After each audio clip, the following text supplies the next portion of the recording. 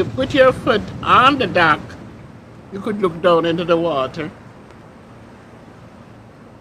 And I got very nervous. We had to draw back. I can remember, but it took a long time to get to the boat, but I could see the boat. The boat was a big black and white boat.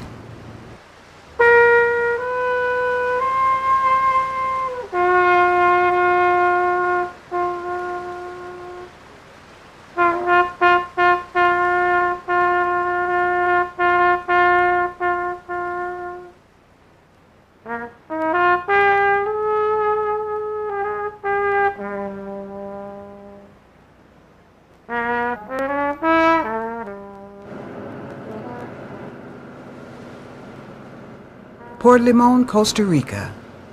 The Banana Empire got its start here, and this is where the story of the Black Star Line, a shipping venture begun by Marcus Garvey, lives on.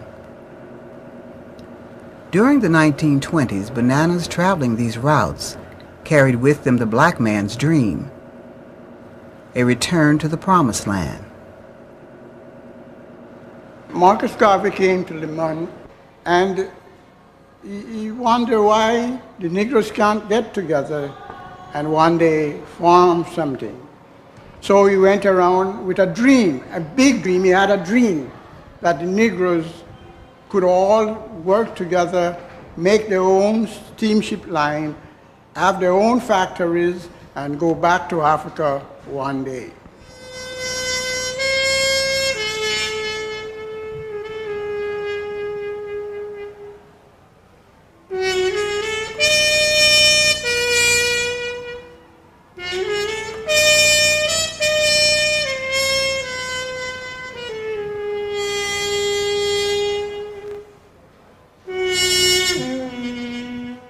Marcus Garvey comenzó aquí en Costa Rica, con la idea.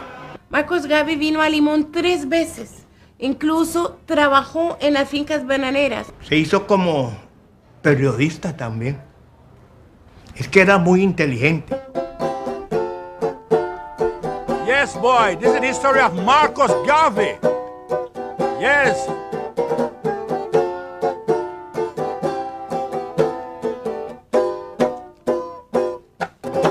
The year of 1910, Marcus came here to Limon. He works with the Banana Fruit Company with the rest of all his black brothers. Marcus Garvey. He worked with the United Fruit Company as a timekeeper from one farm to the other, from one place to the other, and because he was fairly educated, so he had lots of followers here. Garvey was employed as a timekeeper, the highest post a black man could hold. Garvey was both a political and a labor activist and deeply involved in the labor conflicts of the era. He saw the way the Negroes were treated, and knowing that slavery was abolished, that the people supposed to be treated better. Yes, tell him, this is the story of Marcus. Limon was a city divided, with the banana-rich aristocracy on one side and the African-Caribbean immigrants on the other. There were few opportunities for these black workers. Their dreams evaporated like so much smoke from the stacks of the United Fruit Company's steamship fleet. You want me to tell you how it happens to me? Our black man was getting free. They wanted now to celebrate. The sea, in some sense, is the connection, because my father was born in St. Anne's Bay, and that's a town right on the north coast of Jamaica, and he was born in the hills. So he used to spend a lot of time looking out at the sea, just as we are here. You can, visualize the connection to the rest of the world.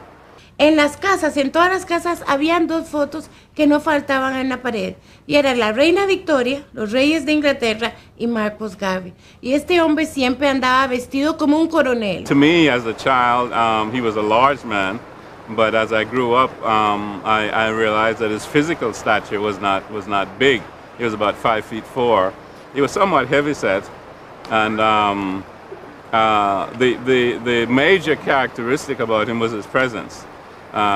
He was very confident, he was very intelligent, very courageous, and he had penetrating understanding.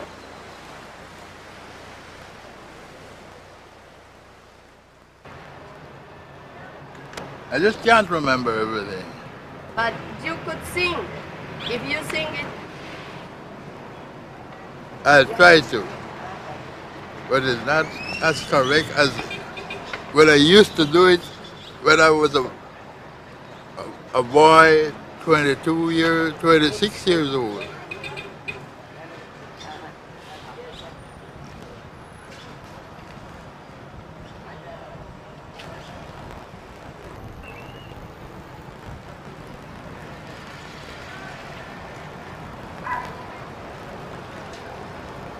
Ethiopia, the land I have for fathers, the land where the God loves to be. At dark close of night, southern gardens, Garvey settled in Harlem, and from there he set out to conquer the shipping world. Universal Negro Improvement Association was founded in 1919 by the Honorable Marcus Garvey. With in excess of 6 million people. I mean, this is the largest mass movement of African people, certainly in this century. He published a newspaper, Negro World, but his principal vehicle for propaganda was a steamship line manned and maintained by black sailors and financed by members of a scattered race. The Black Star Line Corporation presents every black man, woman, and child the opportunity to climb the great ladder of industrial and commercial success.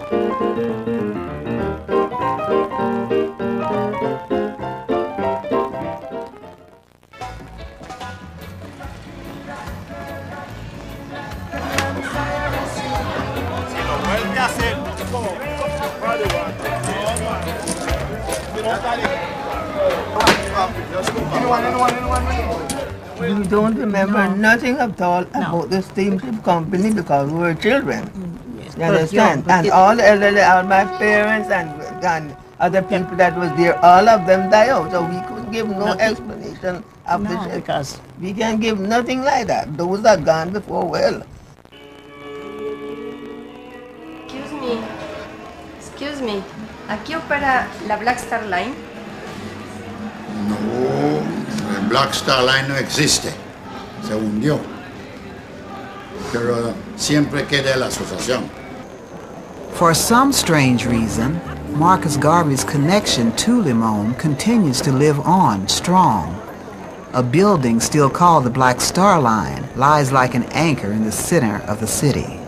Yo recordaba de chiquillo cuando me contaron que Marcus Garvey vivía aquí en Limón, por ciertamente 400 metros de aquí, y trabajaba en el muelle Banana, y seguro ahí tuvo la visión de la unidad de los negros.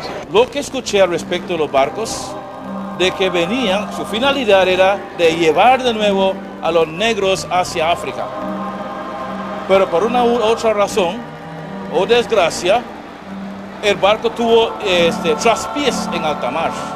En sí no sé mucho de los barcos, nada más escuché el nombre del Black Star Line y para muchos de nosotros al mencionar ese nombre pensamos en este edificio.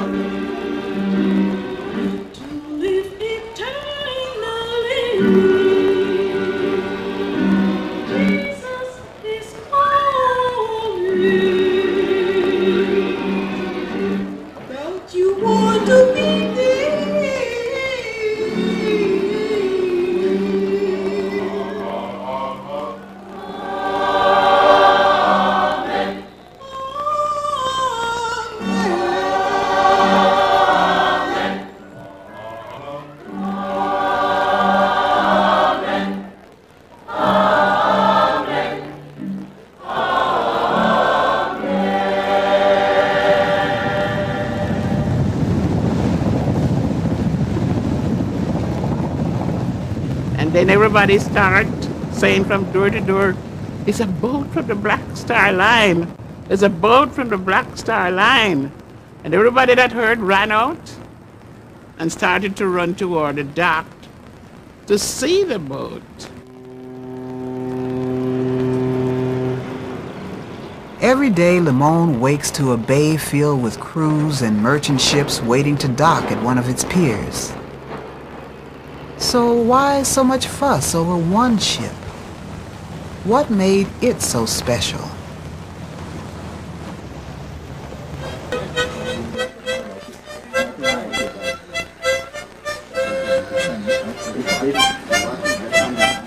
Amos Hall was born in Jamaica. He is growing old in Limon. Amos is an old-time follower of Marcus Garvey. I can tell you about it. When the ship came in, all the colored people, not only in Limon but from the land towns, came down, and we had the docks open, the gates open, and the place was crowded. All the colored people went down to see the ship. So they started the Black Star Line, where they had a couple of ships. Two of them came here to Costa Rica, and the folks, of course, was very much interested in the ships, and they started to sell shares for the ship. Estaba vendiendo unos, ¿cómo se llama? Acciones. Si no me acuerdo el año que vinieron, que vino uno o dos barcos, así, no me acuerdo el año. ¿Pero qué le contaba a su mamá? Pues todo el mundo, todo negro quería subir ahí al barco. Well, it was like any other ship, like the United Fruit Company ship, but I know they had the ship painted black. The old United Fruit building is occupied by shipping companies and custom houses. At one point, the center of the banana universe.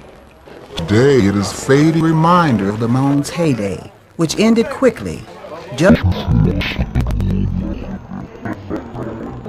The legacy of the infernal sprawling activities has made the United Fruit Company one of the greatest historians of the era. Correspondence to the Southern Division was kept in a safe. The little that does remain indicates that Garvey's movement collected over $2,000 a month just in the province of Limon. Give me some chance, I'll look around for it. Stanford Barton's tailor shop has shelves of books that haven't been opened in years. Among them we find the memoirs of Hugh Mulsack, a captain for the Black Star Line. In every port, we were afforded the welcome of conquering heroes. There was no cargo to be loaded or discharged. The Yarmouth was simply being used as a propaganda device for the recruitment of new members. Mulsack was first mate on the Yarmouth, an old cotton trade vessel that somehow survived the First World War. It was renamed Frederick Douglass. From the time the talk get on the street, all black people was feeling nice. They wanted now to celebrate the day of the great man Marcus Garvey. Marcus Garvey. United Fruit tried to block the docking of Frederick Douglass for fear it would spark a revolt. Months earlier, it had banned the circulation of the Negro world. When I saw the ship, I was 8 years old. 1920, I was just 4 years old. And it couldn't be. It couldn't be. It's not. There's two ships came to Port Limon. The Frederick Douglass first, and another ship. I'll try to get the name of the ship that came in 1924, Forerunner. ¿Cuándo vinieron esos barcos? Bueno, uno es en el año 1920. 1920 ya no tengo esa información, lo lamento mucho porque está fuera del control nuestro. Han habido varios barcos hundidos aquí, cuyos cascos han estado ahí, a la orilla del puerto, cercano donde está el polideportivo construido. De esas naves corren rumores, no hay a ciencia cierta si se sabe si pertenecieron o no a la compañía naviera de Marcus Garvey.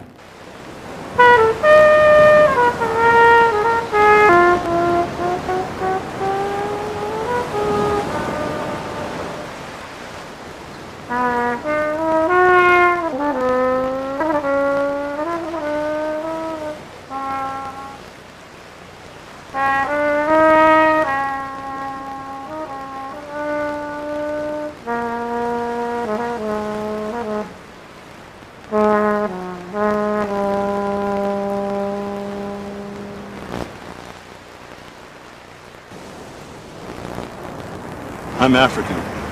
I was brought here. Now, I play music to the sea and think about boats. That boat. Somebody sent me here because I am looking for the memory of Marcus Garvey, and somebody tell me that ships are from the Black Star Line. Well, you know, I've talked to many people in Le Monde too, and sometimes they have a very strange way of telling you the answer that you want. And looking at that boat, it's almost the complete story of Marcus Garvey. The boats, a long time ago, contained all the memories and all the technology of a people. Boats moved people from one place to another in the Nile. They helped discover a civilization. Egyptians talk about boats that carry the sun. And Marcus Garvey talked about boats carrying people back to a place where they were taken from. And so Africa is everywhere African people are. And this is a realization, perhaps, in Le Monde, where Marcus Garvey came to visit, has been forgotten.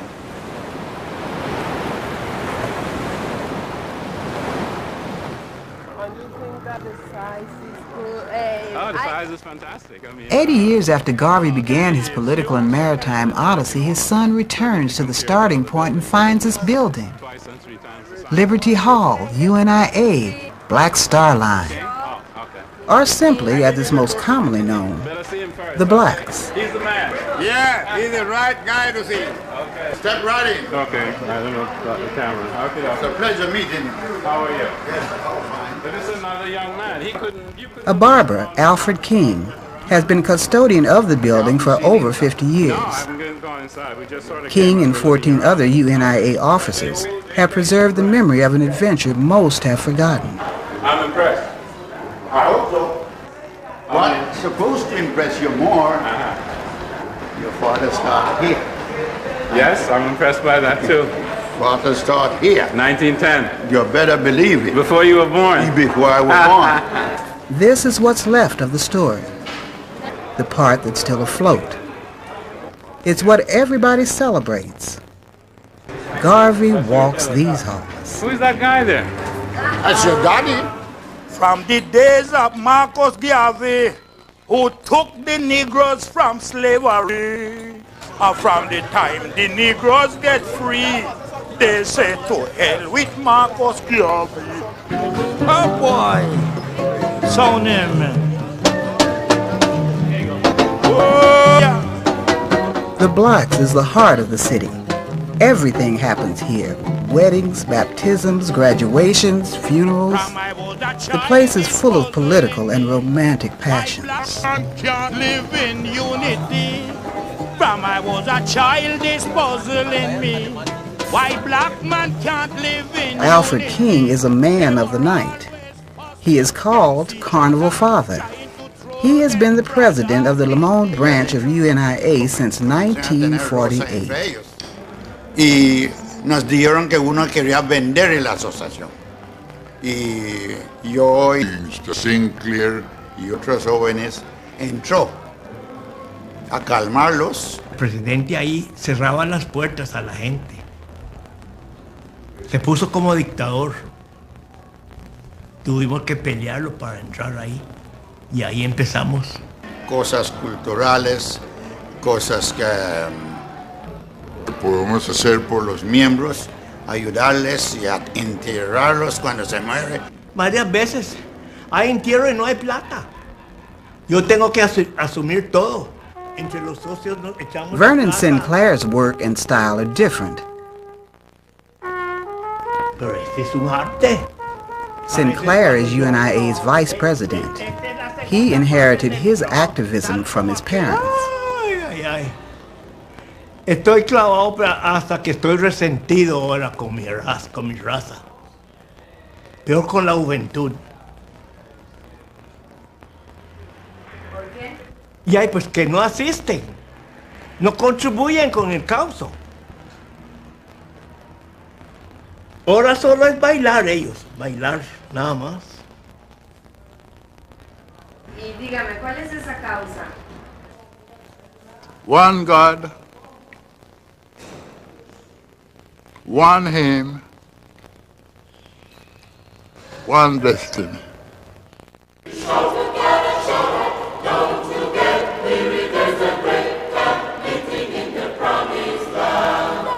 In 1920, Marcus Garvey was appointed Provisional President of Africa. Which essentially was a government in exile to rebuild Africa and African nations. You said, where are the men of big affairs? Where's the African government? Where's the Navy, the Army, statesmen, etc.? Where's their home that they can produce for themselves, etc.? And he felt that it was his destiny then to help to rebuild that.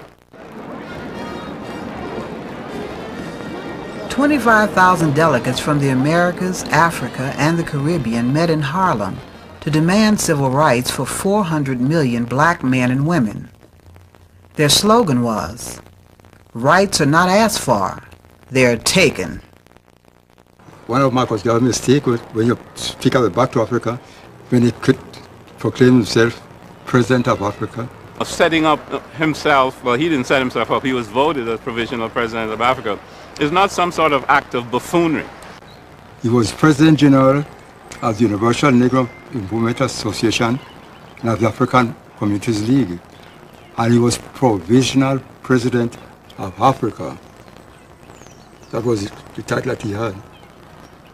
And Africa is a great big continent.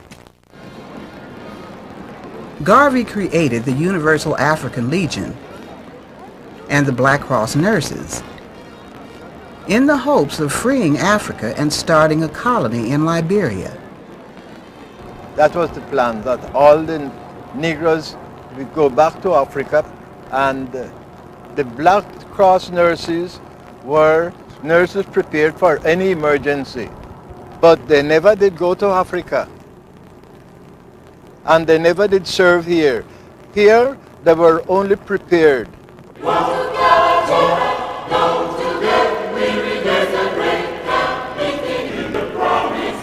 Y dígame, ¿cuál es esa causa? La causa que los demás no entienden y que ustedes Bueno, entienden. la causa era para, ¿cómo le digo? Un crecimiento de la raza. Por un crecimiento de la raza. E is equal and equality.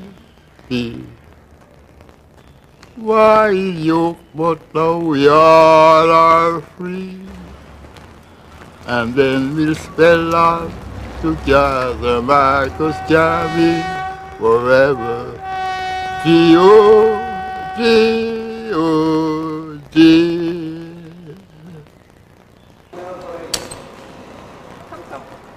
Thomas Erskine hasn't visited these workshops in years. Erskine gave his life to the railroad and to Garvey's movement. I had belonged to the Cubs group. I grew in the Cubs group. I get to the second troop. After that, I go to the King Scout, they call them. What was the function? Drilling and practicing with wooden rifles. How to make bayonet charges and other things. flag, anthem, and other symbols still live on in the popular unconscious, in closets, and in the Black Pride Day parades.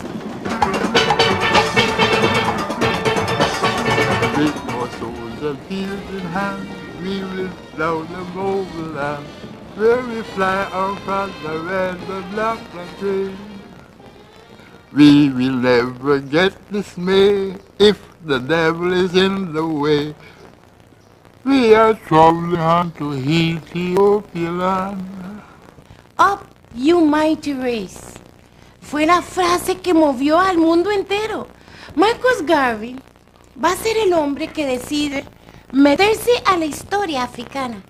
Usted sabe que la historia es como el hilo conductor. Es la que nos hace volver a ver hacia atrás con dignidad o nos hace volver a ver hacia atrás con vergüenza. So Garvey's dream helped to stimulate the people and helped to stimulate the Negro race to give respect to the race. Because coming down from those days, you'll find that the history of Negroes is not just a little history.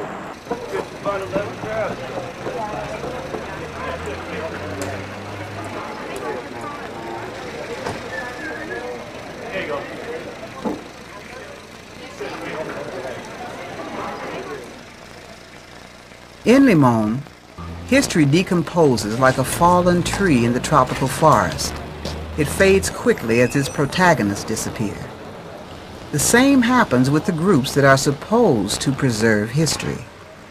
Todo el funcionamiento del Blacks ha girado en torno a una especie de secreto institucional o qué sé yo, una sociedad cerrada en donde las personas no ingresan porque los líderes, líderes y los miembros activos actuales creen que hay un secreto que tienen que esconder, al cual la gente nueva no tiene acceso.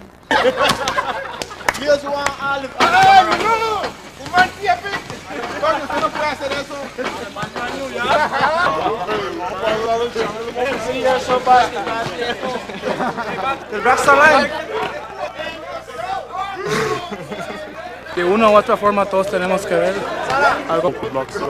Un lugar creado para la gente caribeña que venía a la Jamaica en sus tiempos, impulsado por el señor Marcus Garvey. Eso es del Black Star Line, de la línea naviera. De nosotros los limonenses. Una cultura que legamos de los jamaiquinos, digamos es como un... Muy primitivo.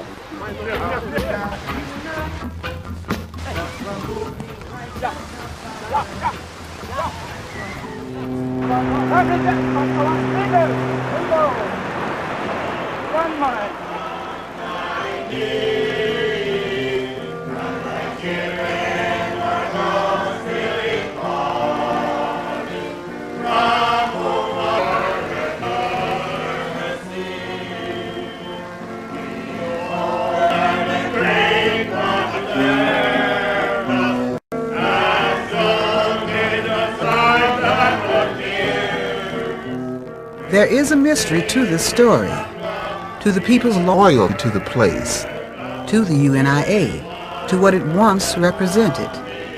Every year, they repeat the ritual.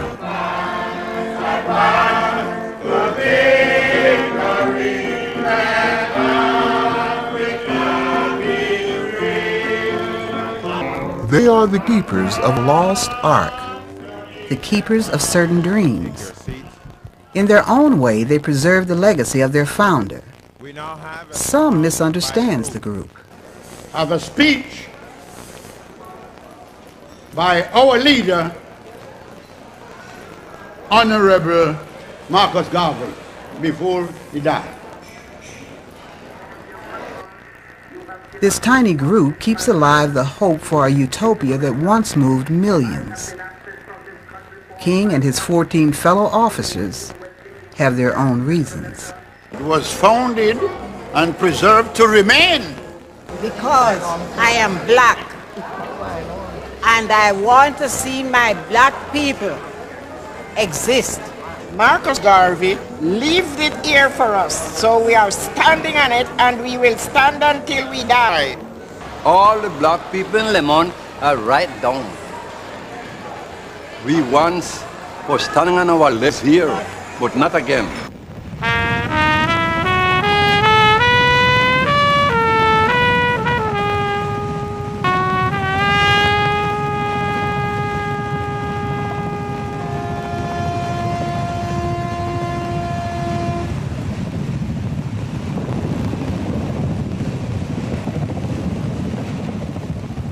The boat blow came early in the morning.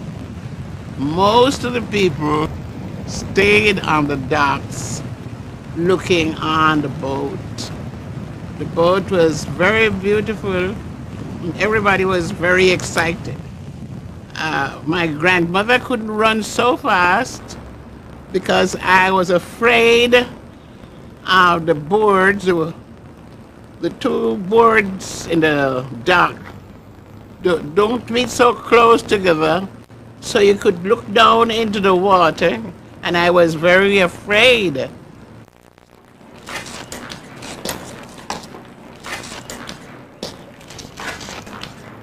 We were walking here now. What I can explain to you, you have two men, they're taking the both of us photo. Taking photo with I and you. Not photos. Television.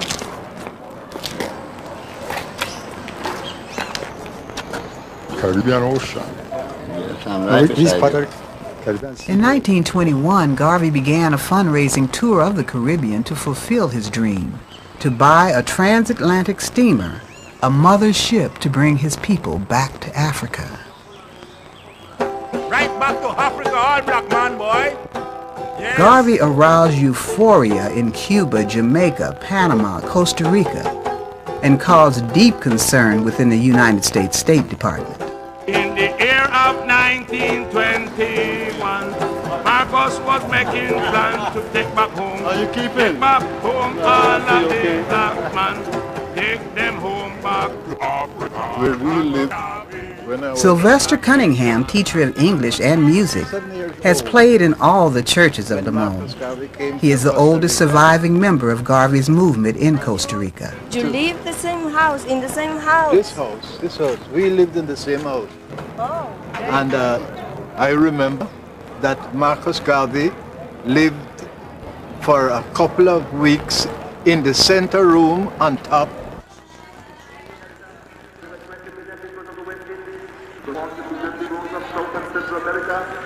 Citizens of Africa, I greet you in the name of the Universal Movement Association and African Community League of the World. You may have one organization in that. It is for the reform that the Universal Movement Association is an organization that seeks to unite into one solid body the 400 million Negroes of the world. No, I understand that my dad spoke at the state.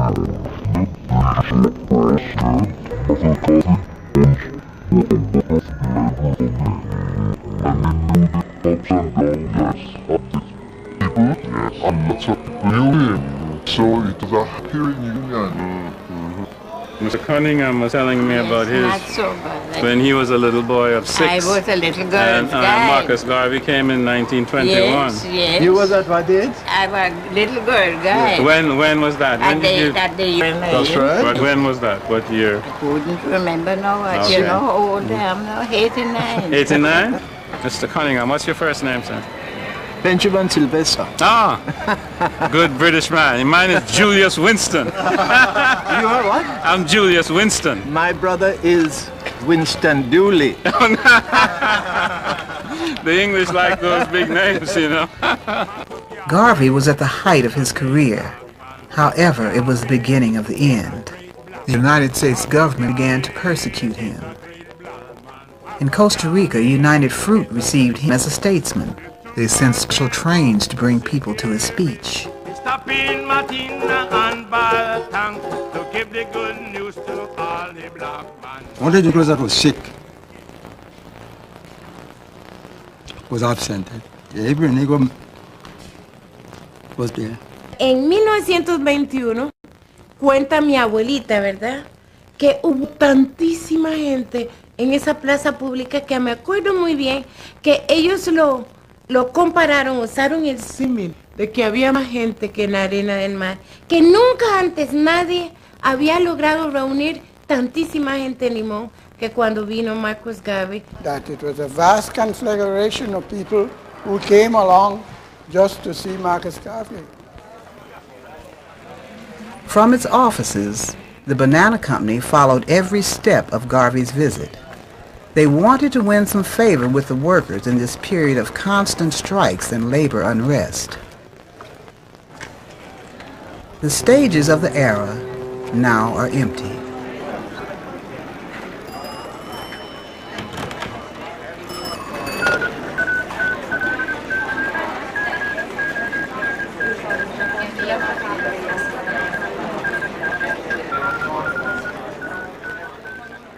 According to reports by the United Fruit Company, Garvey raised over $50,000 in 3 days, an amazing amount of money for poor banana workers to give a man to buy the mother ship.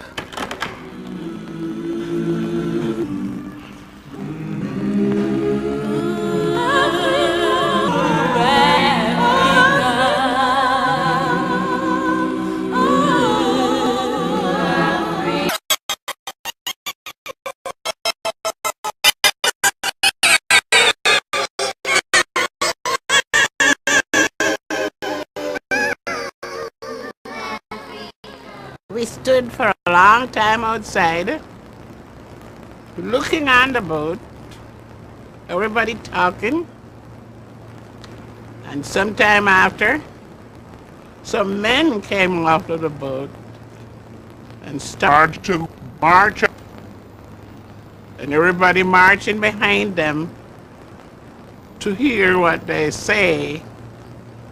The message was that this was one of the boats that would take us back to Africa.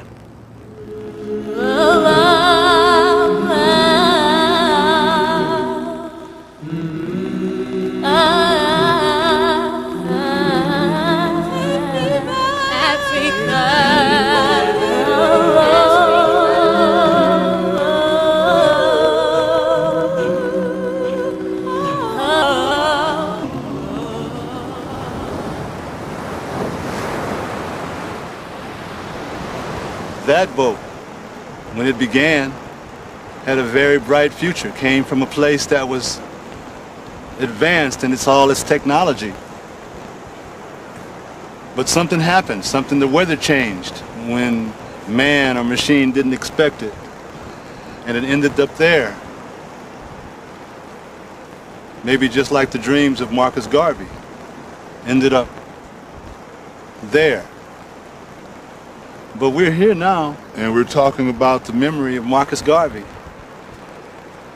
And the people that Marcus Garvey was talking to are pretty much in the same place they were then.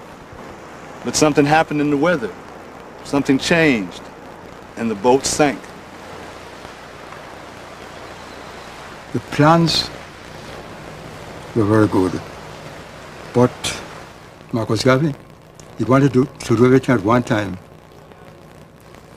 And the steamship company, the shares were sold, they bought ships. But as the Spaniards always saying, zapatero a sus zapatos. No? He didn't know anything about the ship. He didn't know anything about the value at the time. But the company that sold him the ships just pulled off a trick on him and sold him. Most of them was in bad condition. The FBI and perverted people like J. Edgar Hoover had an interest in destroying the Garvey movement, and there was documentation from as far back as 1919 when there was an internal memo by J. Edgar Hoover saying that there's a Negro agitator up in Harlem and we have to get him. This little black man, growing too fast. And that's why he put a wedge between the people, and then the association started to defunct. In the United States, the pressure began to increase. The government tried to prevent him from entering the country. And then the Bureau of Investigations took moves to prevent him from buying the mother ship.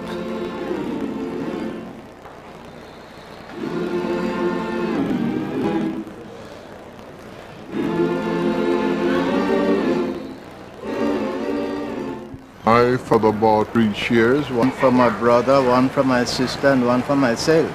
But the ships disappeared off the water, so those shares are no good again. Nobody have any paper right now to show up no that. record You to see? show up those things. So you everybody can't get fail after the information. ship fail. Everybody get broke-hearted because he never get back not even 5 cents. That's what happened. And then after the vexation with everybody, nobody speak about it again.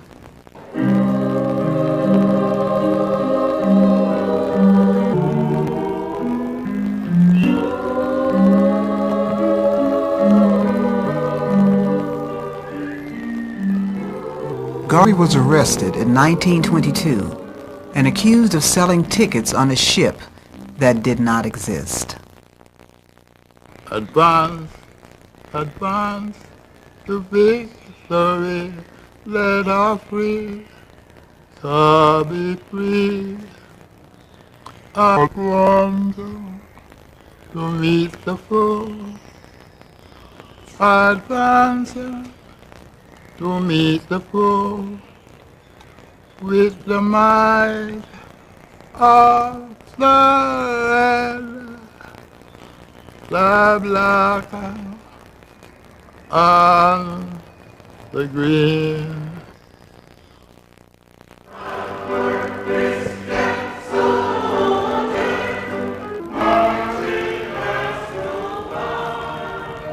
But the story still doesn't add up.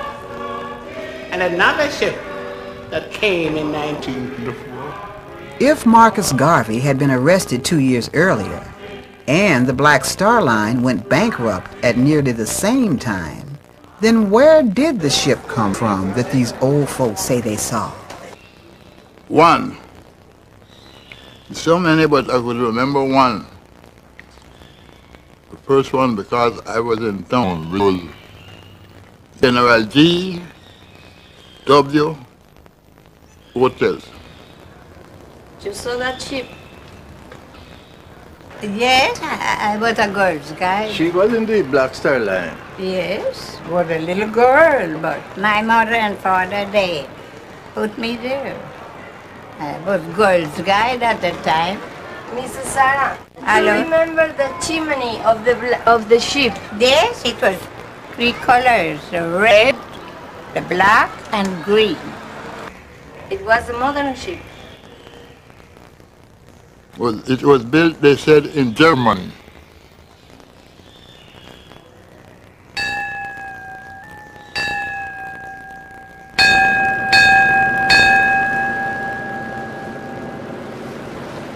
Where do the ships of the Black Star Line sail? Could it be?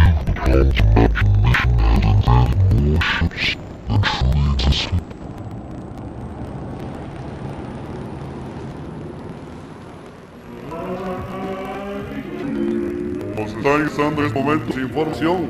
En el Black Star Line dice Black Star Ship Company se está rifando a todas aquellas personas que lleguen con acciones de $5 que compraban los abuelitos para aquel entonces a contribuir a adquirir barcos de la legendaria compañía naviera fundada por Marcus Garvey.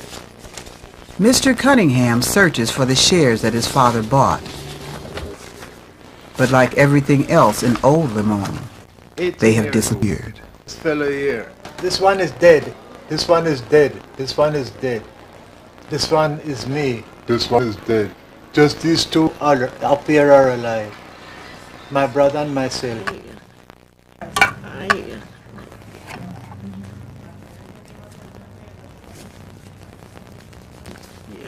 I had one for $1 million. Where did you find it? In my wardrobe. I hide it in my wardrobe. For how many years? De los años cuesta mucho conservar estas cosas. Y esto es del año 21, 18 de abril del 21. Usted sabe que esa fecha fue cuando Marcus Garvey vino a Limón. Bueno, no podría decirle algo de esas historias porque hay muy poco conocido de esas historias. This boat, the boat here, where to take us and carry where they want to the nations. So the nations are those to look after me, help me, you know, in anything I want. They ask me, and so that's how Marcus Garvey explained it. You know, that we could get help from them. But I never expect that. I never, because they told us that these papers are not good. It have no use, throw it away. But I say I'm not throwing away my own, because never can tell one day.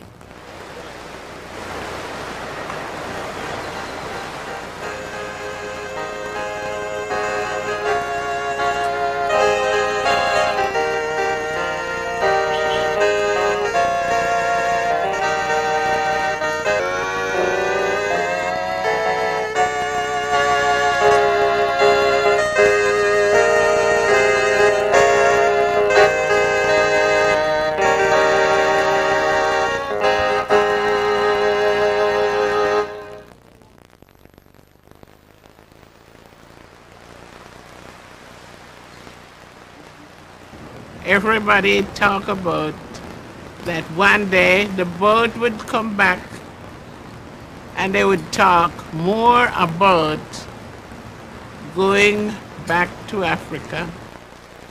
Something happened, we don't know. The ships were lost. They never returned.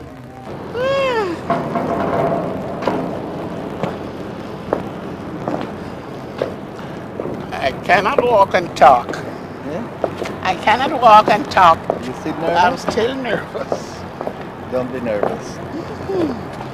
That way is just something psychological.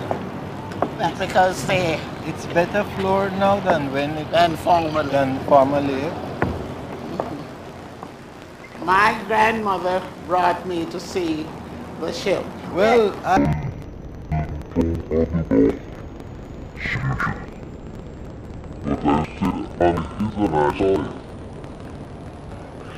What's the name of that ship?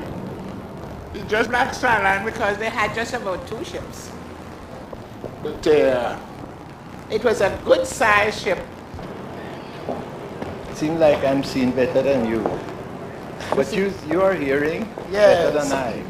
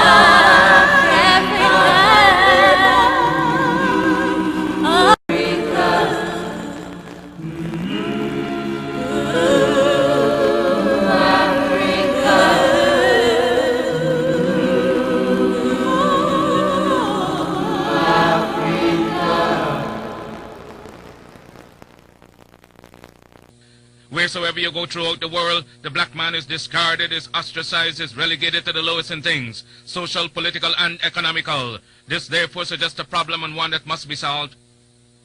We in this section of the world are not entirely free from this unkind, unsympathetic, and uncharitable behavior of the groups or races around us. But since man has been placed on his own responsibility, whether he be black, white, or yellow, he must act on his own account. We will not unduly whine or complain, but reason among ourselves and see what can be done to remedy this state of affairs. Life is a conflict. You have to fight your way through it, whether you will it or not. Those of us who are able to fight most stubbornly live, accomplish most, and to them go the laurels, the palms, and triumph of our civilization and world. We unfortunately have not been trained nor educated to the truths of life, paradoxically so. The last prophet in these days is Noble Drew Ali, who was prepared and divinely in due time by Allah to redeem men from their sinful ways, and to warn them of the great wrath which is sure to come upon the earth. John the Baptist was the forerunner of Jesus in those days, to warn and stir up the nation and prepare them to receive the divine creed which was to be taught by Jesus. In these modern days there came a forerunner of Jesus who was divinely prepared by the great God Allah, and his name is Marcus Garvey, who did teach and warn the nations of the earth to prepare and meet the coming prophet, who was to bring the true and divine creed of Islam, and his name is Noble Drew Ali, who was prepared and sent to this earth by Allah to teach the old-time religion and the everlasting gospel to the sons of men, that every nation shall and must worship under their own vine and fig tree and return to their own and be one with their Father God Allah. Alright, so that's in the Holy Quran that Marcus Garvey is the forerunner of the Moorish movement. Right? So this is the Marcus Garvey obituary from the Comet newspaper, or part of the obituary from the Comet newspaper, August 17, 1940. When we visited the United States in 1920, we were pleasurably surprised at the size of the international organization he had founded. It was not within the compass of his endeavors to lead his people to the promised land of political and economic freedom, but he has unquestionably altered their outlook as no previous leader seemed capable of accomplishing. Right? And then he wrote this emotional obituary because of the infiltration in the UNIA. And they were trying to put him against Marcus Garvey during the time of Marcus Garvey going to prison. So they were trying to basically get Garvey out to let Deuce Muhammad Ali be the head of the UNIA. This is what like UNIA people were doing. So people in the UNIA were trying to push Garvey out. And it was around the same time that Deuce Muhammad Ali was in America. And they wanted to get him in that position, right? Not taking anything away from them for doing that, but look at it from the perspective of you're going to go with the Moor to back you, to be the captain of the ship, or you're going to go with the black guy, the African. If it came to saving the nation, right?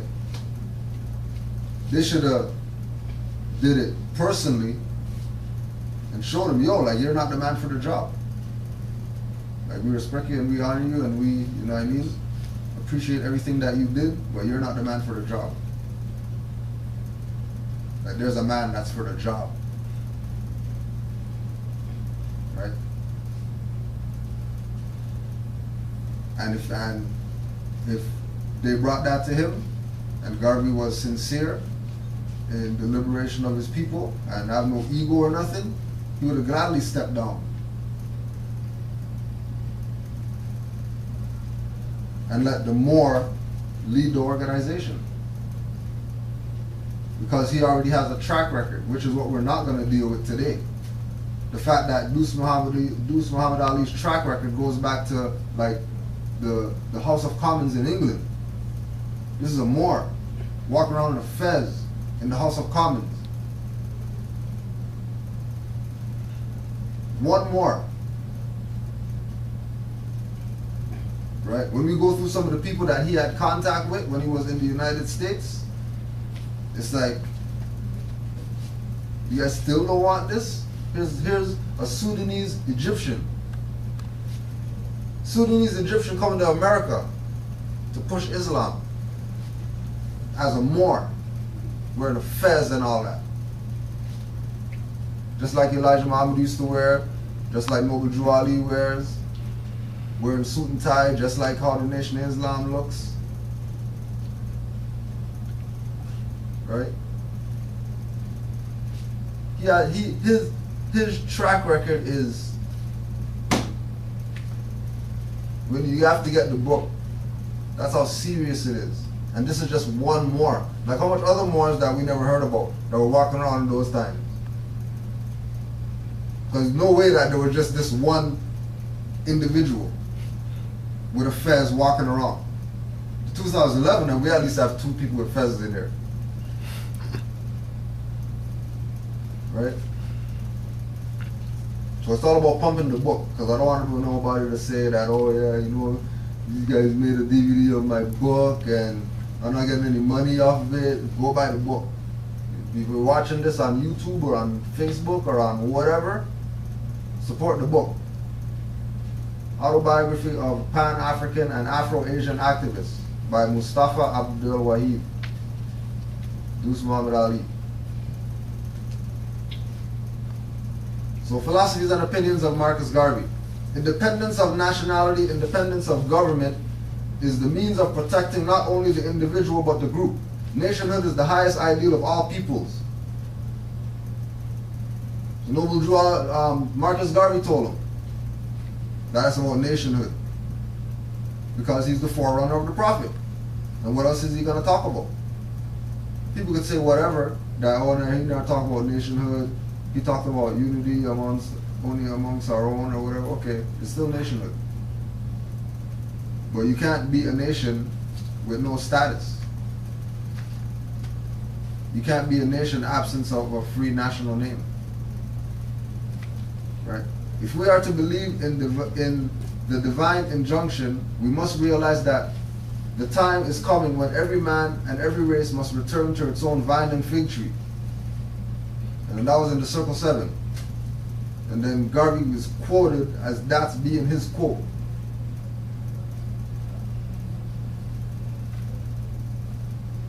Like it's, if you go to... May I say something to you to give you a true knowledge of yourself and life, so that the same glory and success attained by other men who understand themselves may be yours? Man in the full knowledge of himself is a superb and supreme creature of creation.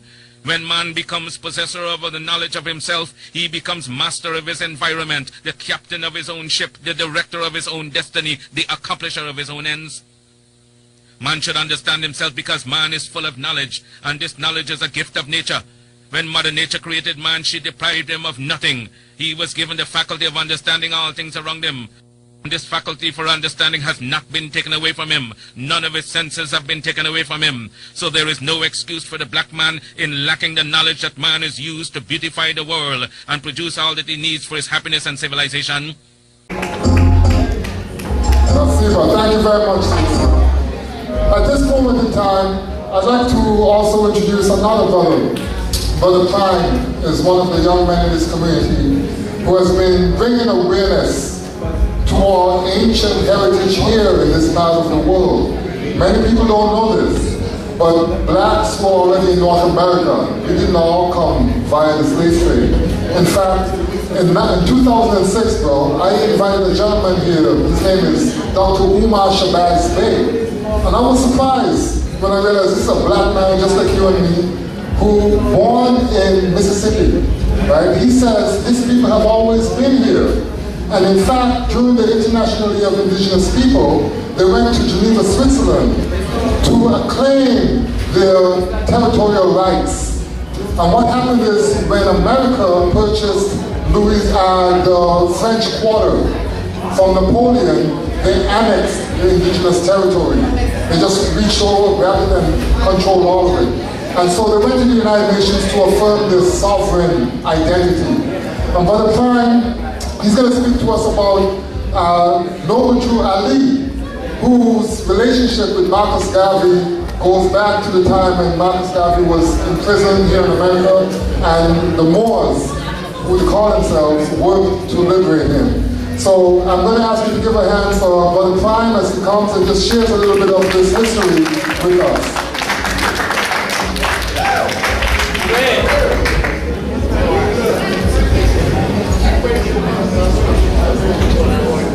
Peace, everybody. Hotep to all my Canatologists. Blessed Lord to all the Rastas. Assalamu alaikum. Mission Islam. And Islam to all the Moors.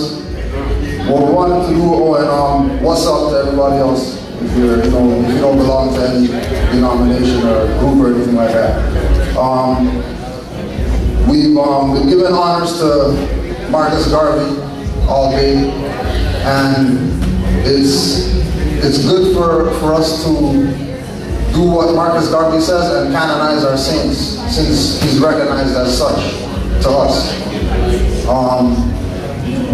During the time of Marcus Garvey's plight going against the U.S. Corporation, right? Identified as a government, but it's not really a government. It's actually a foreign European colonizing force that goes around the world, tormenting, pillaging land that's not theirs.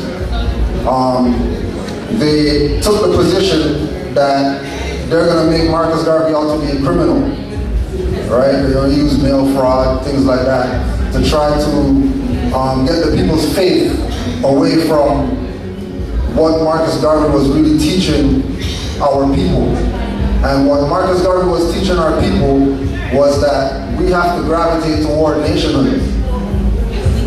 Marcus Garvey was teaching our people that we have to gravitate towards unity. Marcus Garvey was teaching our people that we have to gravitate towards self-sufficiency. That's why the name of the organization was meant to improve the Negro. We weren't supposed to stay there in that organization. The objective was to improve the Negro, to make the Negro better. Because obviously, based on experience, the status of the Negro is not respected. People calling themselves Negro and black and colored, etc., they're not respected by the world. This is why we have situations like people saying that they came from Africa, but no African nation has came and claimed it yet. Publicly, openly. Find me one. We're not talking about individuals. We're talking about nations that said, oh, those guys over there in Toronto that said they came from Ghana, I'm the Ghanaian whatever representative, and we got the boats at the dock. You guys just go down to the dock, get on the boat, and come back home. That's what they're supposed to be doing. Right? Right? Now, and just to put it on the mic, His Imperial Majesty took that position of going to the people in the diaspora and letting them know that, you're brothers and sisters with people over here, right? Now, another individual that isn't talked about with relation to Marcus Garvey is a man by the name of Noble Drew Ali. And Noble Drew Ali was born in North Carolina in 1886. And he's not spoken about because he had the same dreams, aspirations, etc. as Marcus Garvey. And when you do your own research on Noble Drew Ali, you find out that they had a very relative, similar ideal and perspective that they were presenting to the people.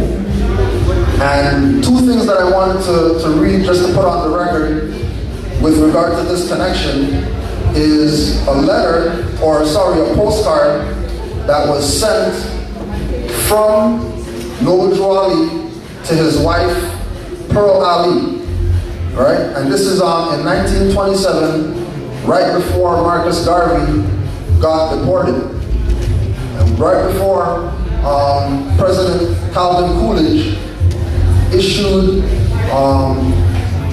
we would call it, immediate release of Marcus Garvey, right? So the postcard reads as follows. Dear wife, I have been to see Mr. Garvey at the federal prison. I will be home Friday or Saturday. Love to all from your husband, Noble Drew Ali. And we have this postcard. It's on the table in the back. If you want to get a copy of it, you can speak to Brother Camry and he'll give you a copy of this. All right? There was a newspaper in Chicago called the Chicago Defender. And Chicago Defender was founded by a brother. And the brother's purpose of having the paper was to give our people, just like Marcus Garvey having a paper, Noble Drew Ali having a paper, Nation of Islam having a paper, getting our story told by us, not told by some foreigner that is assuming things about us, all right? In the newspaper, and again, this is documented, and the reason that we're bringing this up is because whenever you mention Marcus Garvey, you should be mentioning Noble Drew Ali, because they were relative. Because Noble Drew Ali also had 1 million members in the Moorish movement during the time of Marcus Garvey. He also had millions of members, right? And the reason that these two individuals are ridiculed and thrown under the bus by some of their own people, as well as, you know, colonizers and usurpers and everybody else, is because they were bringing our people back to legitimate, concrete identification of ourselves that's recognized worldwide. Everybody knows that we're Africans, according to Marcus Garvey, right? That's our descendancy. From a historical perspective, the word or the name of our people being called African is synonymous and used relative with Moors in history. Not our personal opinion, but if we go to UFT, professors of history or whatever, if we go to Cambridge University, Guelph or whatever like that, all those Europeans who pretend that they hate black people and call people nigger and stuff like that, they're studying our culture. So they can't hate us that much if they're studying our stuff. And they can't hate us that much if they're studying our stuff and using our stuff against us because we don't want to use it for ourselves. It actually shows that they honor our stuff, and we need to do a little bit honoring of our own stuff instead of honoring other people's stuff all the time. Alright? So I'm just gonna read this quick article and get out of the way. Noble Drew Ali returns after a long visit south. This is the Chicago Defender, National Edition, November 19th, 1927. Noble Drew Ali, prophet, founder, and head of the Moorish National Divine Movement, has returned to the city after an extended visit in the south. Prophet Ali motored from Chicago, Illinois to Atlanta, Georgia, where he spent a few hours visiting Marcus Garvey in the federal prison. Key point, Mr. Garvey was very much pleased with the splendid, uplifting work being done by the Moorish Divine Movement. This is for all the people who claim that Marcus Garvey didn't know nothing about Noble Drew Ali and the Moors, and that it's, you know, it was secret to him, right? Even though there's documented facts that they met each other. The organization has launched a drive for more members. Persons desirous of learning of the great work that is being done are asked to write to the Prophet, 3603 Indiana Avenue, Chicago, etc. So we just want to put this out there for people to recognize that the Garveyites, or the people who have the perspective and love and honor of Marcus Garvey, need to consider a little bit what the Moors are saying, not because of anything other than the two founders of these organizations knew each other. So the same way that we can ramble off stuff about Marcus Garvey and have celebrations and stuff like that, equal, we ought to do that for Noble Drew Ali. The same way we know the history of Marcus Garvey, and we can just run it off, right? We should know the history of Noble Drew Ali as well. run it off. Same way that we know the history of Marcus Garvey, we should know the history of Elijah Muhammad, right? We should know the history of Fard Muhammad. We should know the history of Ben Amim and all these people, because all of it is relative information for our salvation. Everybody has a piece of this core concept called nationhood, and everybody expresses it in their own way.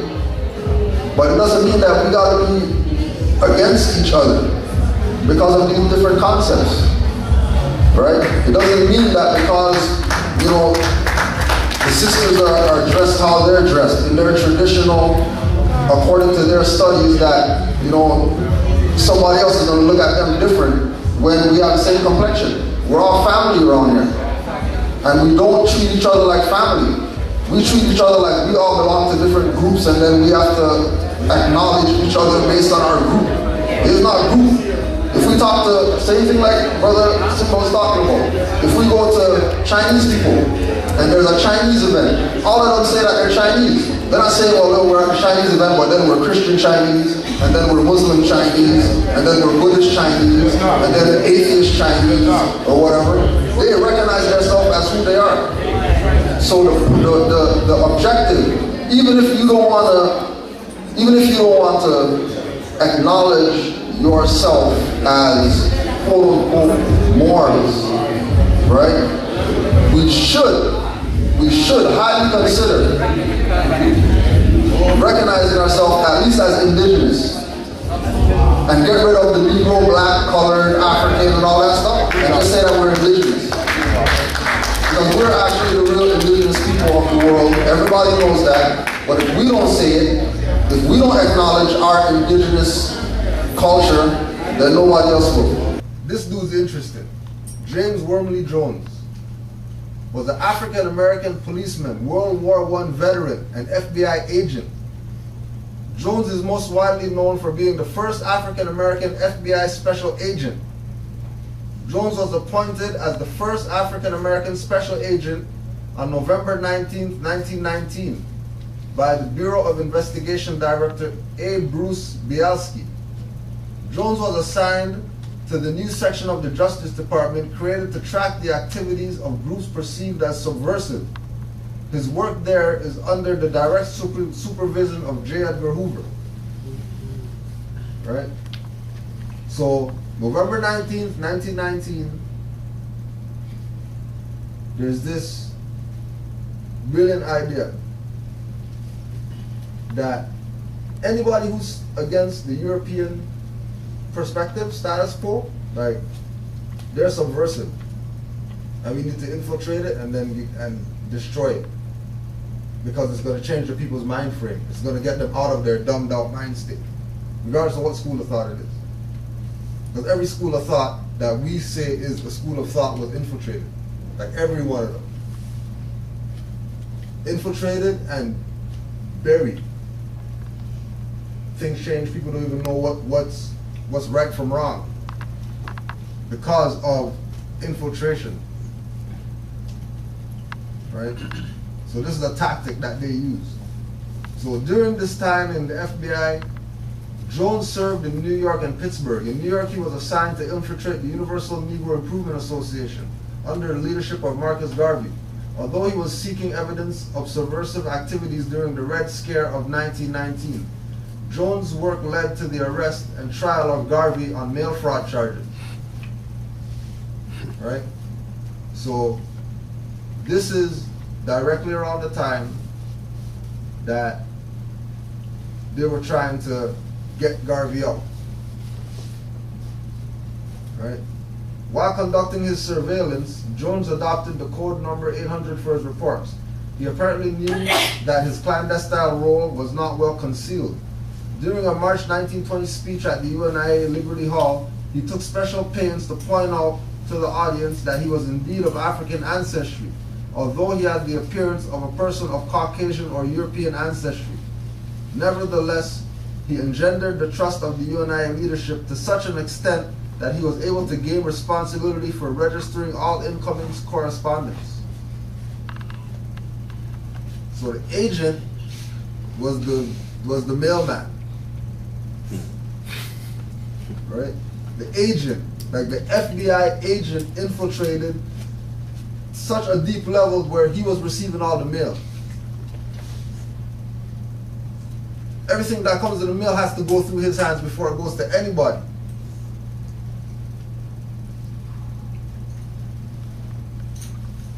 Jones' report of UNI infiltration. So this is a little section in the book. With Garvey's future uncertain, speculation arose as to who might succeed him. Jones and others within the UNIA thought that Deuce Muhammad Ali was a likely candidate. Amy Jacques Garvey feared such a prospect, knowing that her influence would disappear if Ali gained power. Worried that Ali would attract the better class of Negro and make UNIA an organization that will have to be reckoned with, Jones sowed the seed of dissension. Ali invited John Mitchell, editor of the Richmond Planet, to address the UNIA members. Mitchell advised them to find a new leader if they were dissatisfied. Jones promised to see that Garvey gets this information about Mitchell's speech. True agent. Look the world over, and whatever you see in it that is pleasing to man, contributing to man's comfort, to his needs and to his satisfaction, it is but the work of man. Man blessed with the knowledge of himself and the understanding of all things around him. If you are able to live with the knowledge of yourself and with the greater knowledge of nature, you must know what is good and what is not. You must know what is finite. You must know that which is material, physical and otherwise, is at your disposal to create or otherwise use. Marcus Garvey also said that we have to canonize our saints, meaning that the people who we honor and respect and show appreciation to, we have to honor and respect them for ourselves. Forget what other people think about what we're doing. We have to do it for ourselves. All the different organizations and groups that are representative here today is an example of what has to be done as far as our community is concerned. The most important thing that we need right now is unity amongst our people. The unity amongst our people is gonna manifest when we all realize our potential in setting this thing right that's gone haywire. As we honor the greatness of Marcus Garvey, we also want to look at aspects of inspiration that was around him at the time of him doing his great missionary work of waking up our people. There's a book that Brother Noshikari has in the back called Deuce Muhammad Ali, the autobiography of a pioneer, Pan-African, and Afro-Asian activist. Page 19.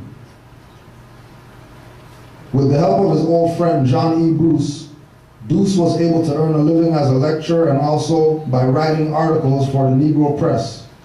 Later, he was appointed as Foreign Affairs Specialist for Garvey's Negro World, for which he also reviewed books and plays. Deuce also served for a while as the Foreign Secretary to the United Negro Improvement Association and accepted a position with the UNIA as head of African Affairs. Now, we don't have to speculate about Deuce Muhammad Ali, because when we check Deuce Muhammad Ali, we realize that he was very clear about his culture and who he was. Deuce Muhammad Ali was affectionately called Bey Effendi in Europe. Europeans knew this individual by a title called Bey. which is relative to the Moors. Because everybody in the world knows that we're not Negro, black, colored people, we're not African, that we're Moors. The world knows this. We're the only people that seem to, don't get who we are and want to be everything that we're not.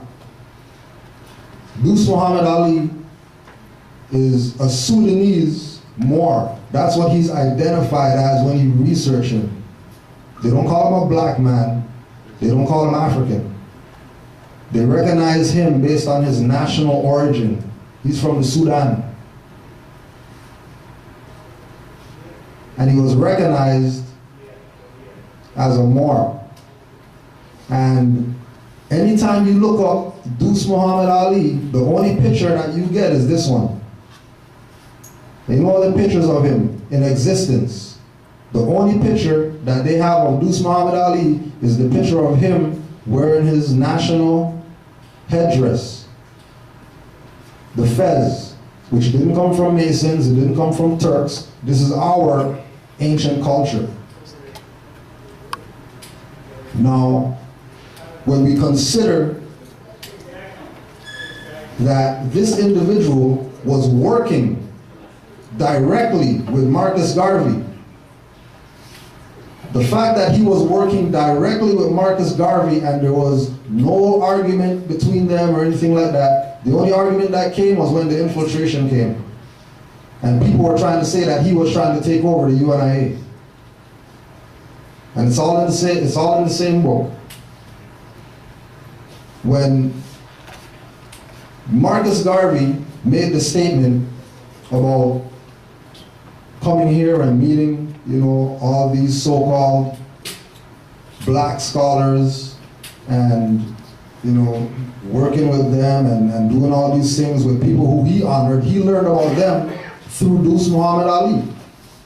Because he was writing for Deuce Muhammad Ali's paper, the African Times and Orient Review, that sister brought up earlier. So he was directly influenced by Moors. This is not speculation, this is not assumption. If we support our own, go back there, right? Go back there, go buy the book, and then when he sells out of the book, we're going to make him order more, and then we're going to go buy those ones out. Because we have to know, and we have to accept the fact that the influence of Moors in the life, in the legacy of Marcus Garvey is what made him what he is, why we honor him. It might be a lot to digest, because you never considered this man. You never considered this individual as representative, because you see this and you think that this only has to do with Masons, so then you disregard anything having to do with this. Now, there's a picture that everybody knows of Marcus Garvey at the UNIA convention when the Garveyites say that Marcus Garvey was wearing, quote unquote, his uniform. And then so-called fake scholars, who we're not going to name that, but that dishonor him, W.E. Du Bois and all these people. They try to say that he stole Napoleon stuff. He's dressing like a European. But the reason why he's dressed like this is because he's honoring his ancient forerunners and forefathers, the Moors. Because this is actually an admiral outfit or uniform. The European term admiral comes from the Arabic term amir, which are Moors. Not Africans, not black guys with ships or whatever, Moors. Because everybody knows that the Moors were the ones who had the boats, because they got all that information from Kemet when Kemet fell, because the Moors were high priests of Kemet. Documented fact, go check. So here is the Honorable Marcus Garvey, dressed like a Moor. But our people are going to detach from Moors thinking that this is Masonry or this is some, you know, Arabized, Islamic, Turkish culture. When this is your ancient African ancestral culture that we abandoned because we stopped listening to the foundation. We started listening to all these sellouts. Speaking about sellouts, just so you know, I was a key holder. Everybody remember the Marcus Garvey Center? Yeah. Remember Marcus Garvey Center? Yeah. All right. When Marcus Garvey Center was around, I was one of the youth workers at the Marcus Garvey Center. I want to say rest in peace to Dr. Charmaine Marine,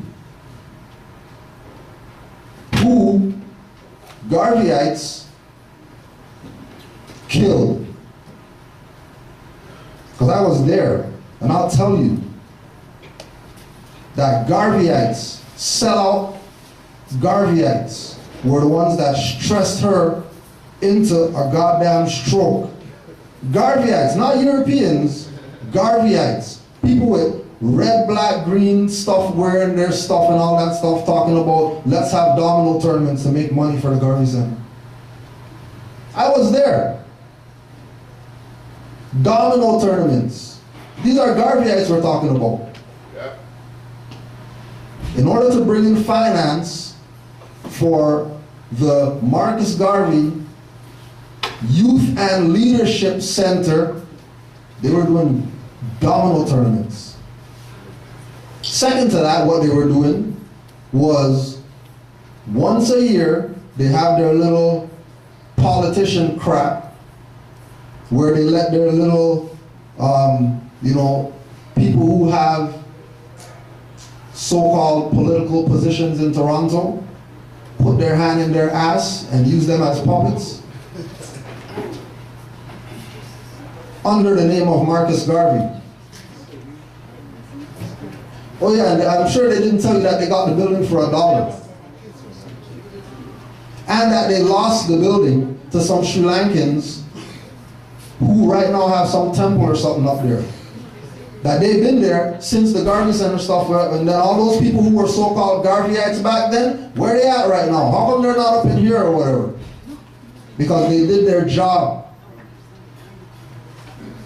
They did their job to make sure that you people and these children don't have anything with regard to Garvey. Same thing that brother was talking about. They got UNF, and now it's called Timeless and all that stuff. People going up there bubbling on each other in the UNI and want to know how come we have nothing. Another famous picture is this picture of Marcus Garvey. Once again, expressing the fact that he's a Moor. How? Why do you say that? That's just, you know, him wearing, you know, graduated. Graduated from what? He's an adult. What is he graduating from? Why is he dressed like this and he's an adult? What's he graduating from? He been graduated. Why is he wearing this for? Just because he feels like it? He's wearing this to show you your ancient culture. The gown is Moorish. Go check. Research the graduation gown. They'll tell you that it comes from the Moors. Research the graduation cap. They'll tell you that the graduation cap is a short version of this with a square on it. And then as you can see, right, he has his tassel and all that stuff. Because he was Moor. Yeah, he said universal Negro improvement and stuff like that, African and all that stuff, but he was talking to dumb Negroes who don't know themselves. So he had to speak to them on a level where they could understand. That's why he was able to get 500 million or whatever people, because he spoke to them on their level. Now, what happened, again, sister brought up the point that they trumped up charges on him, mail fraud, and deported him. Before he got deported though, right before he was deported, when he was in Atlanta prison, he got visited by another Moor that, you know, they don't mention, they don't talk about. If they do talk about him, they talk about him in, you know, this much. And, you know, I want to give honors again to the elder for bringing up Prophet Noble Drew Ali, because people don't bring up his name.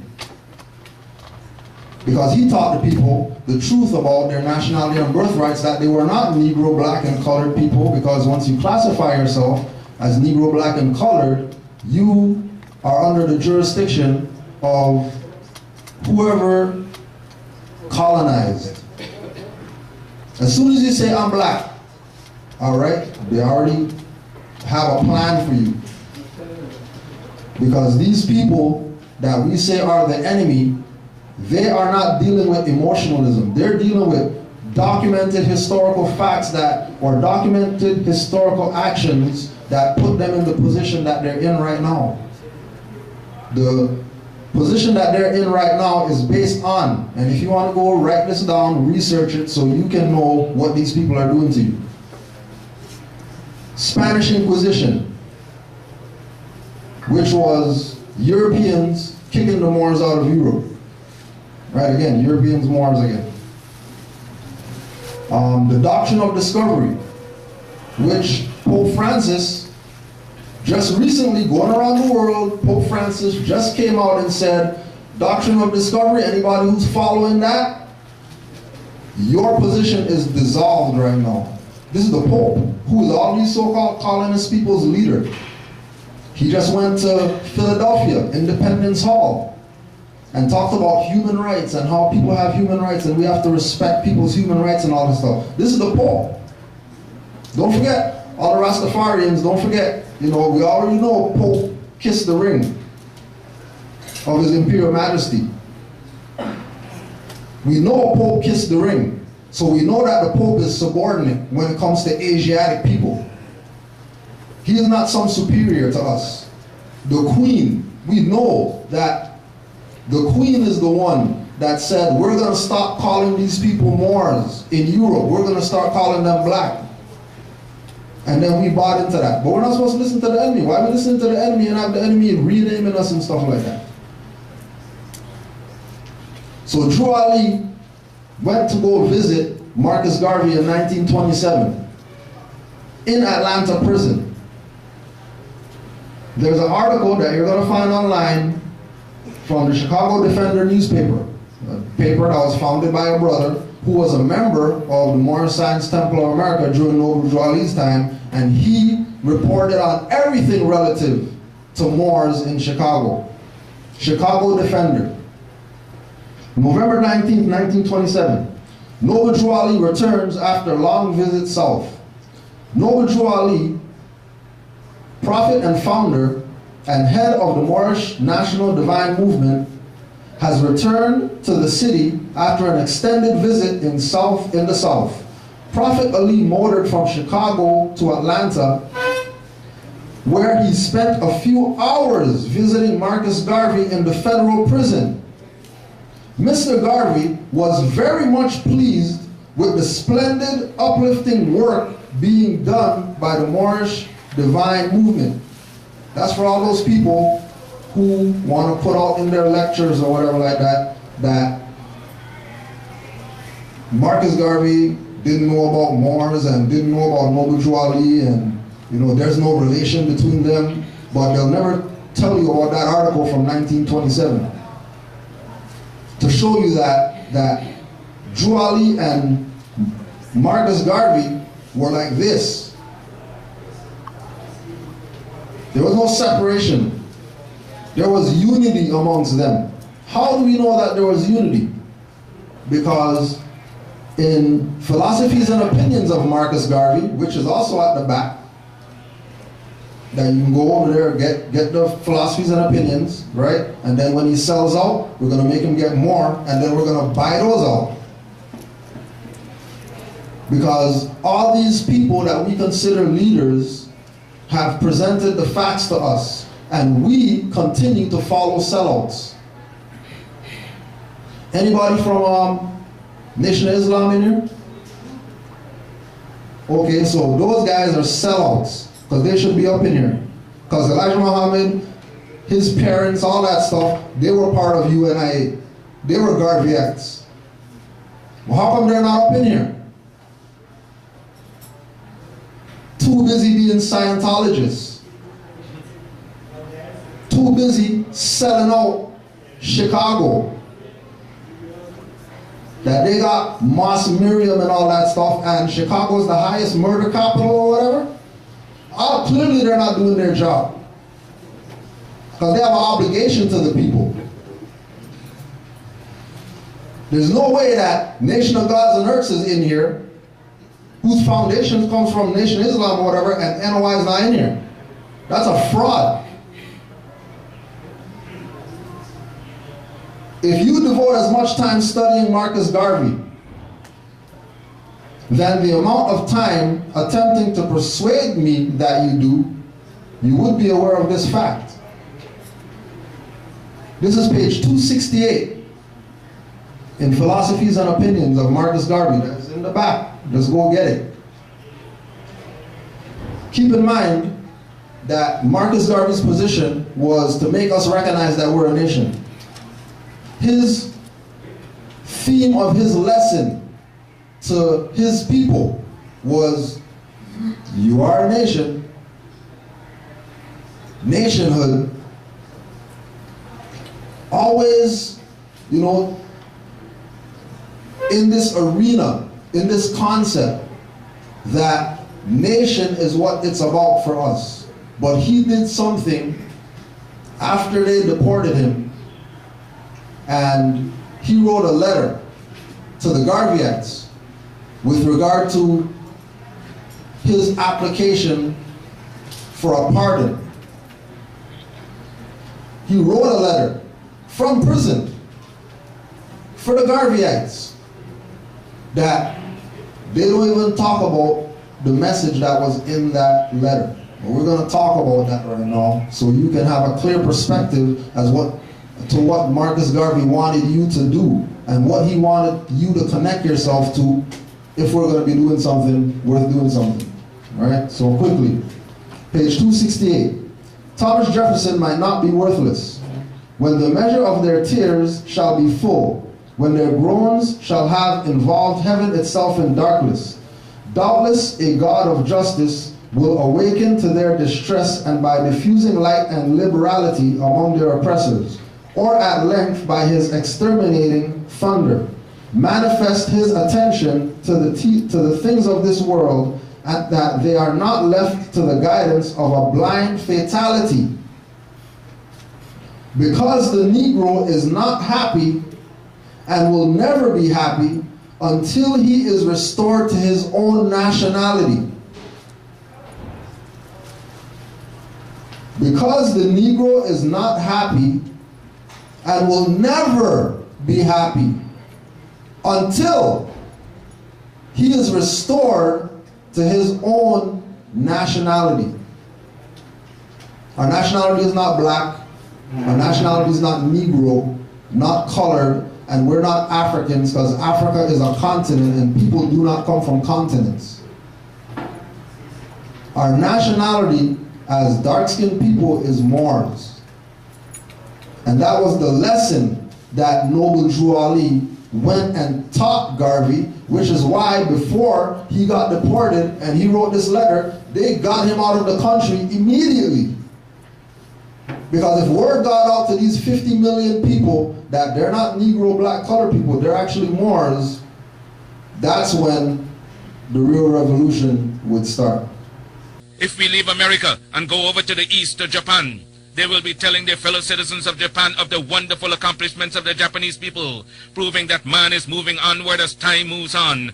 But you have hated yourselves as you have done in previous years. You have shown malice, prejudice, and hate to each other. And the result is that while other races have made progress, while India has made progress towards nationalism, while Ireland has made progress towards republicanism, while the whole world has made progress in man's accomplishments, you still stand fighting yourselves, dishonoring yourselves, showing no disposition toward that higher life so that you will be abundantly blessed. So the African Times and Orient Review, Deuce Muhammad Ali's newspaper that we talked about briefly. Deuce Muhammad Ali is well known in the Americas due to his African Times and Orient Review publications. Deuce Muhammad Ali's book on the history of Egypt is well known among the elite African American intellectuals. The paper advocated Pan-African and Pan-Asian nationalism and founded in London, like we talked about. The Forum of African Activists and Intellectuals covered issues in the United States, Caribbean, West Africa, South Africa, etc.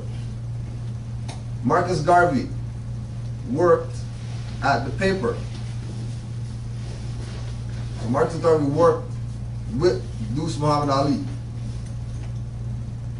So Deuce Muhammad Ali had a paper and Marcus Garvey worked for him. And this goes right in line with what Noble Drew Ali said, that everybody's been told. So nobody can say they don't know about Moors. And this birthright that's just sitting there that certain people don't want to pick up. Like we were talking about outside. You know, it's just in North America, there's something weird going on in North America.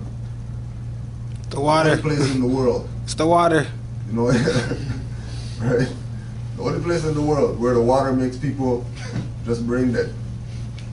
And they can't think for themselves, and they can't do anything for themselves, and they need to be ordered to do everything.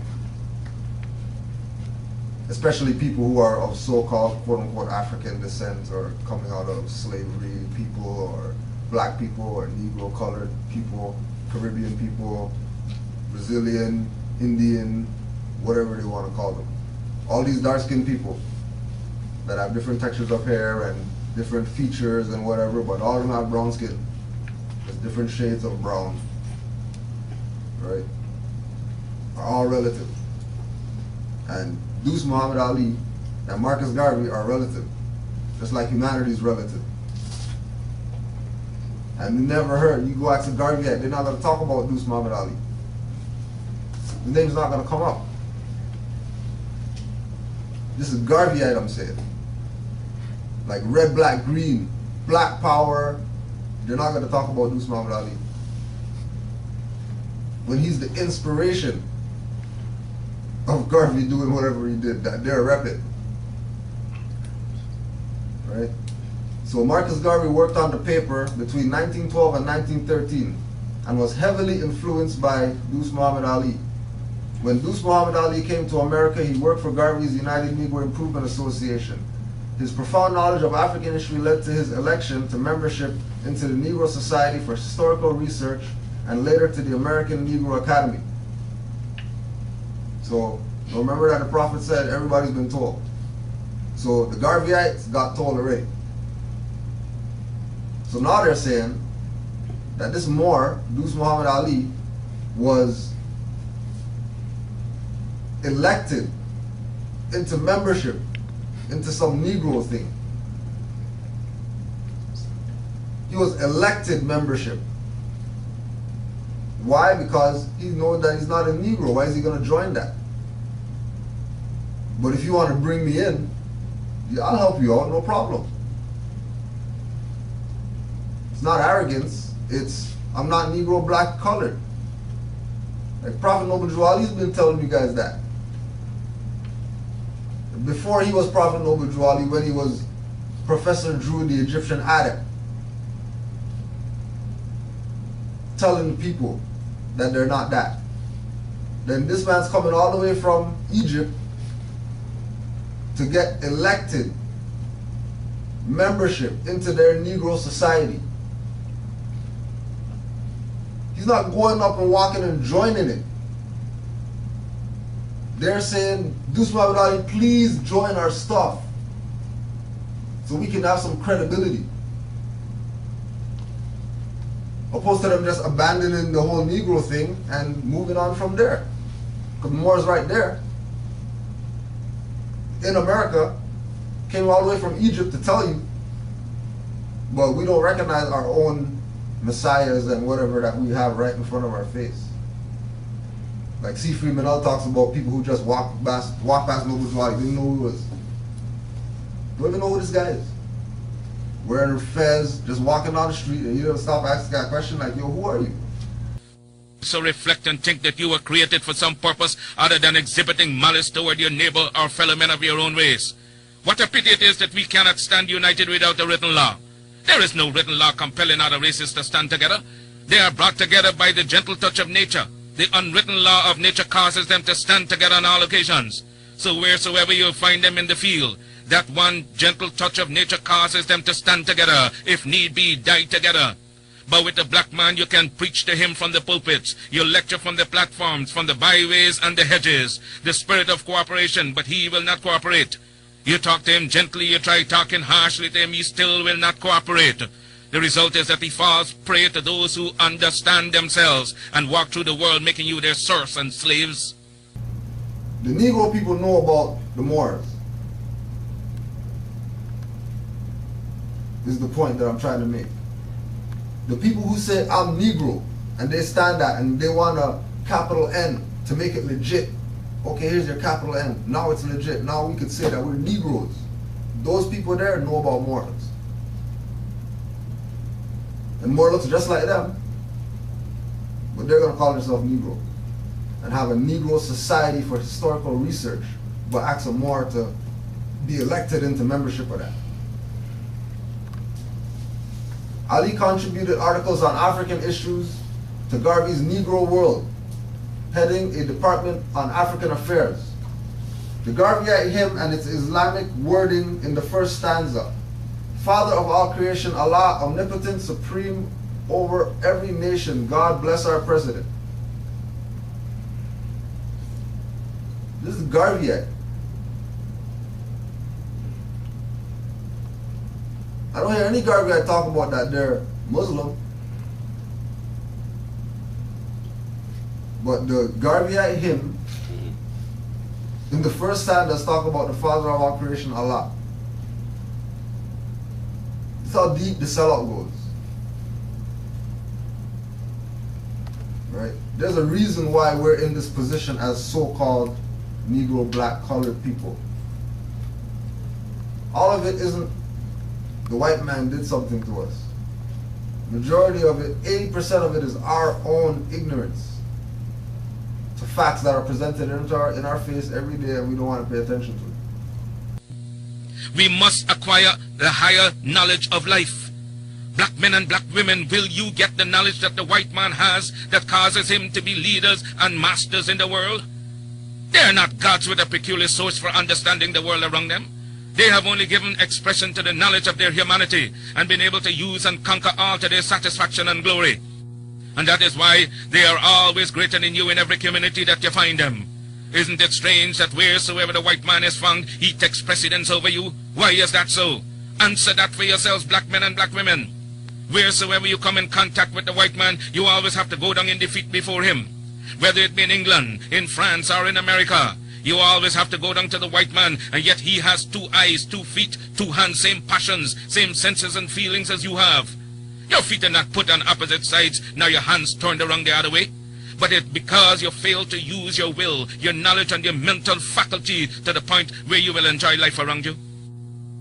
It is against us as an African people. It's not because of color. It's because of our condition. If we must have justice, we must be strong. If we must be strong, we must come together. If we must come together, we can only do so through the system of organization. But to fight for Africa that teaches you to depend upon another race is a leadership that will enslave.